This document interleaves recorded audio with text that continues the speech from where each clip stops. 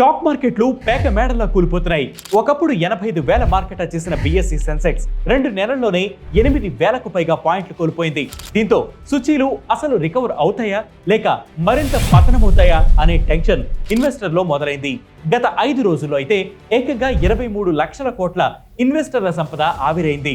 అసలు ఈ మార్కెట్లు క్రాష్ అవ్వడానికి కారణమేంటి? High valuation and poor corporate performance ఈ మార్కెట్లు క్రాష్ అవ్వడానికి ఓ కారణం అంటున్నారు విశ్లేషకులు.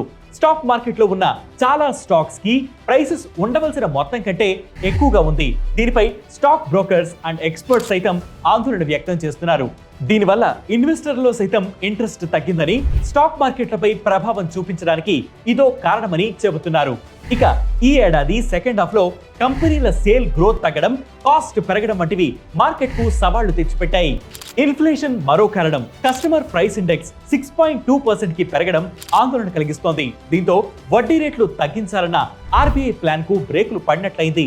ఆ ప్రభావం కాస్త స్టాక్ మార్కెట్ల పర్ఫార్మెన్స్ పై పడింది.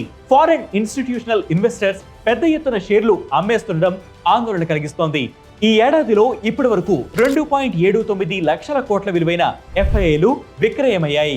అమెరికా అధ్యక్షుడిగా డొనాల్డ్ ట్రంప్ ఎన్నికవ్వడం కూడా మార్కెట్లపై ప్రతికూల ప్రభావం చూపింది. రూపాయి విలువ తగ్గడం, ఫెడ్ వడ్డీ రేట్లు తగ్గించే ఛాన్సెస్ క్షీణించడం వంటివి కూడా మార్కెట్ ను దెబ్బ తీస్తున్నాయని విశ్లేషకులు చెబుతున్నారు. స్టాక్ మార్కెట్ మరో 20% కుదేరైతే సూచీలు బేర్ మార్కెట్ లోకి ఎంటర్ అయినట్లేనని ట్రేడ్ వర్గాలు హెచ్చరిస్తున్నాయి.